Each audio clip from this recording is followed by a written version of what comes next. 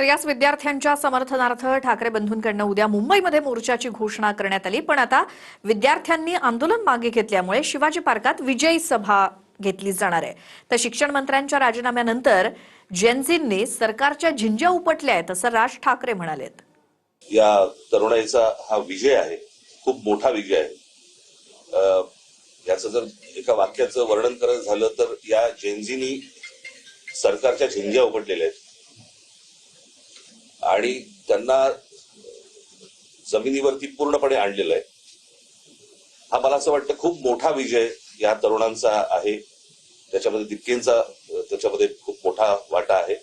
यापुढे या देशात आपण हुकुमशाही करू शकत नाही, आणू शकत नाही, हे ह्या एका घटनेने अधोरेखित झालेलं आहे।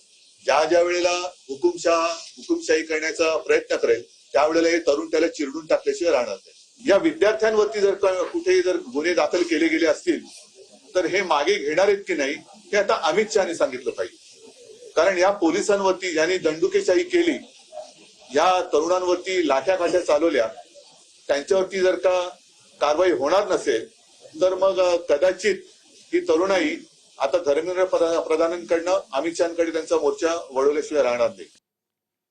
तर पंतप्रधान नरेंद्र मोदींनी देशातल्या तरुणांची माफी मागावी अशी मागणी राहुल गांधींनी केली आहे।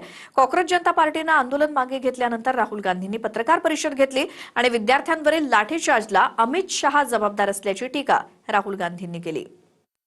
मेन ऑपरेटर हैं सिस्टम के नरेंद्र मोदी जी, उनको हिंदुस्तान के स्टूडेंट्स से अपोलोजाइज करना चाहिए। The first thing is that we hold mister Amit Shah directly responsible for the violence that has taken place against our students. He authorized the shooting of our students. He authorized the use of lethal weapons, pellet guns on our students. So that for us is a fundamental issue.